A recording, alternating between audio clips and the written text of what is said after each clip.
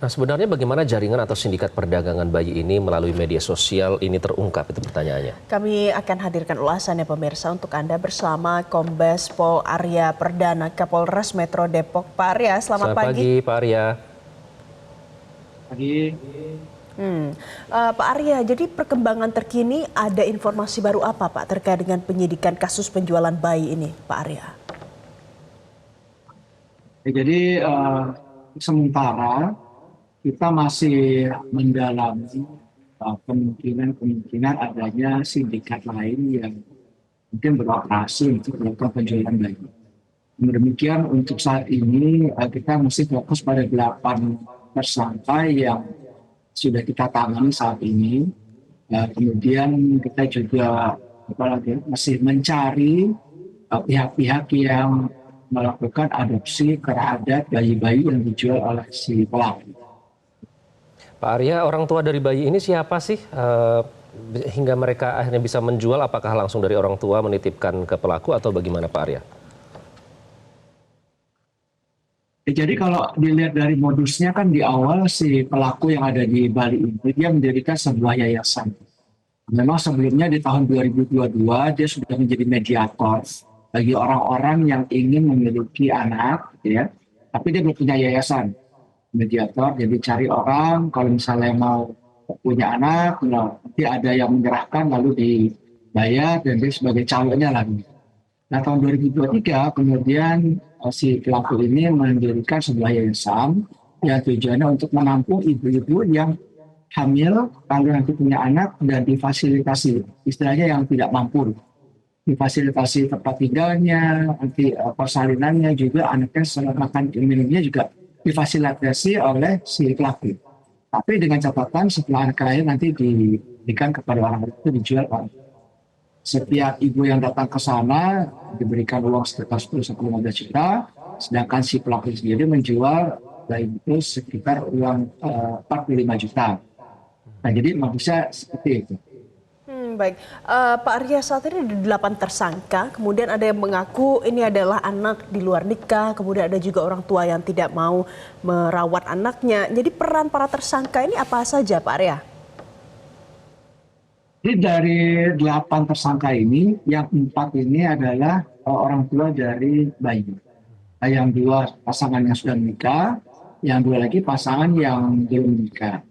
Nah ini sedangkan yang 4 lagi, ini ada yang melakukan iklanan melalui Facebook, ada yang sudah siap menampung di wilayah Depok, lalu nanti akan persiapan untuk berangkat ke Bali. Dan satu lagi yang utama adalah pelaku yang menjual bayi di Bali. Ini ada 4 orang. Baik, Pak Arya, mungkin ini terdengar sedikit tidak enak ya pertanyaannya. Tapi sudah berapa bayi yang dijual Pak istilahnya? Dan yang membeli itu dari mana Pak? Kalau bicara dengan pelakunya memang yang sudah diakui oleh si pelaku yang mentransport bayi dari Depok ke Bali sudah 5 kali. Bukan. Nah, kalau dari orang tua memang baru pertama kali ya, dari 2 orang tua ini. Sedangkan si pelaku sendiri tidak mengakui berapa kali, tetapi kita bisa lihat dari pergerakan transport bayi dari Depok ke Bali sudah 5 kali, sedangkan pada saat kita ke sana pun itu ada ibu-ibu hamil yang memang sedang menunggu di yayasan untuk melahirkan. Nah, situ kita bisa lihat sebenarnya memang dia sudah sering. Nah kalau dari pengakuannya sendiri memang tidak ada orang asing, tapi hanya orang-orang yang lokal yang ada di sana yang mau mengadopsi bayinya. Oke. Pak Arya, ini kan 8 orang ya Pak. Apakah ini jaringan tersendiri yang mereka miliki? Atau ini ada kaitannya dengan beberapa waktu lalu ada beberapa daerah di Lampung juga, Iqbal? Di Bengkulu ya kalau tidak salah. Karena ada yang praktik menjual bayi. Apakah mereka terkait satu sama lain Pak Arya? Ya jadi tadi dari 8 orang ya, dari 8 orang kalau yang 4 orang ini kan istilahnya kliennya yang 4 orang. Nah jadi yang 4 orang ini kan orang tua anak ya. 4 orang ya, 4 orang ini punya 2 anak kan. Jadi itu kliennya yang 4 orang tersebut. Jadi kalaupun misalnya emang dikatakan jaringan, bukan misalkan ini jaringannya yang 4 orang tadi.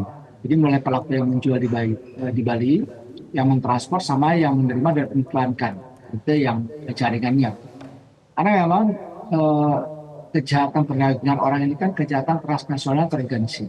Sehingga memang harus benar-benar terorganisir dan rapi begitu ya, dan mereka bisa melakukan penjualan. Nah, kalau ada keterkaitan dengan jaringan lain, ini masih belum terlihat. Karena memang yang ada saat ini pelakunya memang yang jaringan yang ini saja, tidak terkait dengan jaringan yang di kota lain.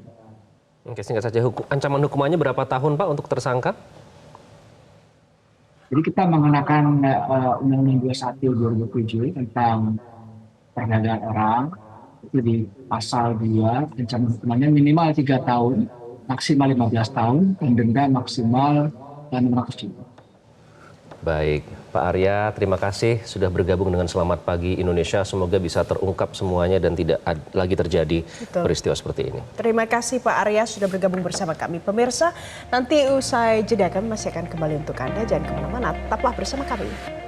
Jelajahi cara baru mendapatkan informasi. Download Metro TV Extend sekarang.